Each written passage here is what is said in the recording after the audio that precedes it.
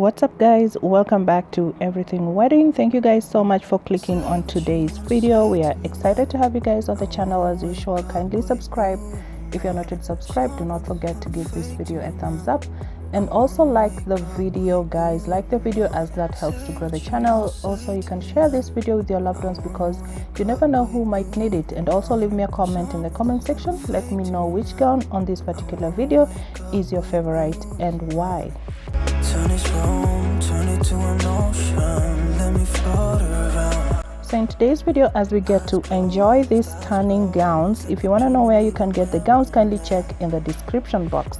So as we get to enjoy these stunning gowns, we're also going to be giving you steps to planning a rehearsal dinner. You just know how it feels when we're falling in love. Say what you want. So the first step to planning a rehearsal dinner is to decide who will host, and traditionally the groom's parents take care of the rehearsal dinner, but these days anything goes. If both sets of parents are splitting the cost of the wedding, then perhaps you and your partner may want to pay for the rehearsal dinner. Talk to your partner and your parents to find the best solution for this situation. We can do nothing at all. So the second step is to choose a fun theme. A fun way to kick off the wedding weekend is to incorporate a theme into your rehearsal dinner. You can build a party around your cultural background or play up the wedding's location. How it feels when we're falling in love. Say what you want to say to We also do advise that you pick a theme that's unique to you and your partner's interest. You can also consider an outdoor barbecue, a seaside bonfire with s'mores, or a taco night. You can also do a backyard fiesta featuring your favorite food trucks.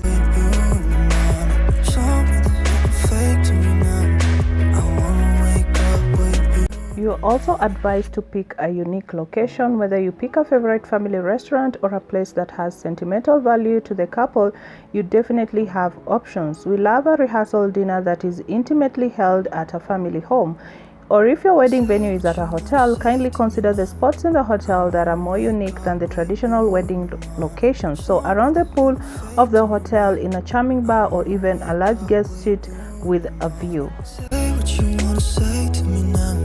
I wanna wake up with you in the morning. Show me there's nothing fake to me now.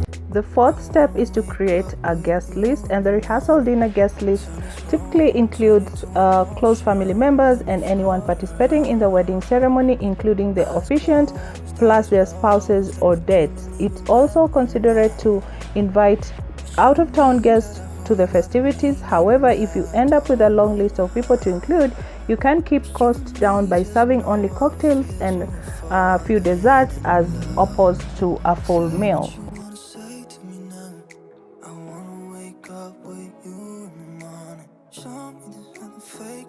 You also need to consider timing. The rehearsal dinner schedule is traditionally held in the night before the wedding, most often on a Friday, and usually the ceremony rehearsal begins around 5:30 p.m. and typically lasts about 30 to 45 minutes. The dinner takes place immediately after the rehearsal, usually around 7. For a Sunday or a holiday wedding, you have many options, and some couples decide to hold the rehearsal dinner 2 nights before the wedding so that everyone has more time to relax and recuperate before the wedding. So if most of the attendees won't be arriving until late in the eve of your wedding, a breakfast celebration on the morning of the wedding is also a possibility.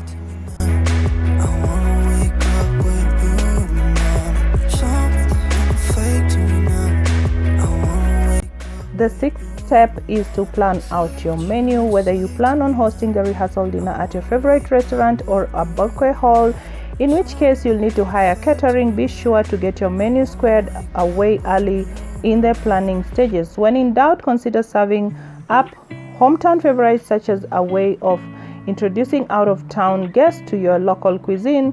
Who doesn't love Chicago pizza, Tex-Mex and Maine lobster? Your guest will eat up.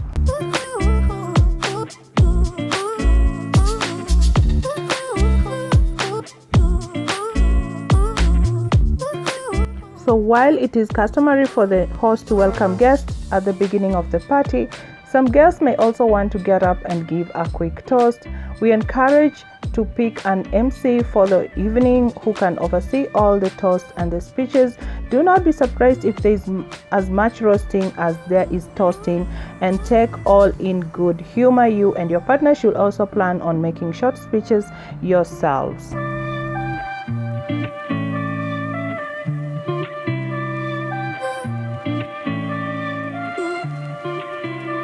You also need to give gifts to the wedding party. The rehearsal dinner is the traditional time to present gifts to members of the wedding party, especially if the gifts are items you'd like them to wear during the wedding. Kindly feel free to also take a moment to thank your parents for the love, the guidance, and the support. Any gifts you have for them can also be handed out at this time.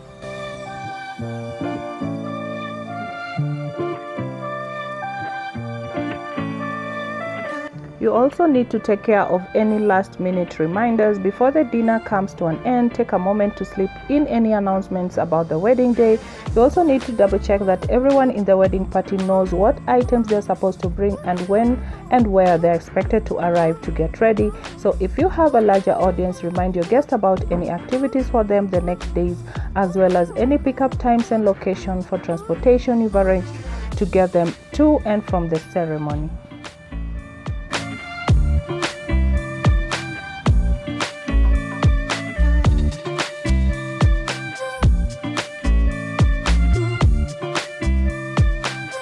You also need to remember to have fun. After you and your partner have worked so hard to plan your wedding together, you deserve to enjoy this evening with each other and your loved ones. So plan for something fun for your rehearsal dinner. Will be totally stress-free.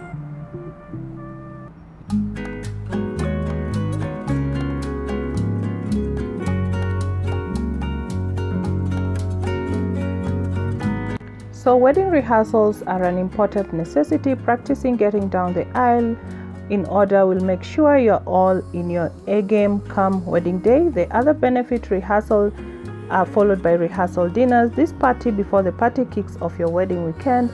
The most important part of a rehearsal dinner is the chance it offers for both of your family to spend a little more time together before your wedding day arrives. So while the type of rehearsal dinner you have, from a formal sit-down dinner to a backyard barbecue, is up to you, there are a few things that you should make sure to add to the timeline, and we're going to be sharing them with you today.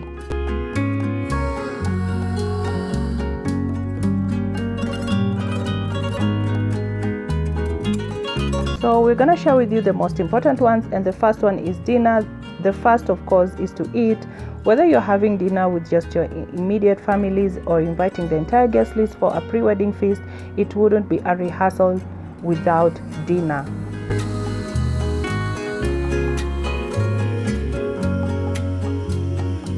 Also, gifts are very important. The rehearsal dinner is also a great time to distribute gifts to your wedding party and your parents. If you aren't planning to do so on your wedding day, you'll be in a smaller crowd and have a little more time to hand out and open the gifts.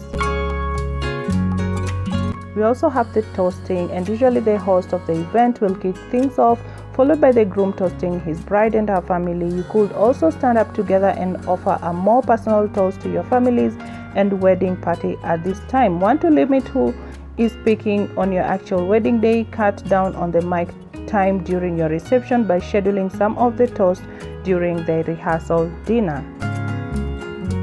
So guys, I just want to thank you so much today for coming forward and watching this video. We are so grateful to have you guys on the channel.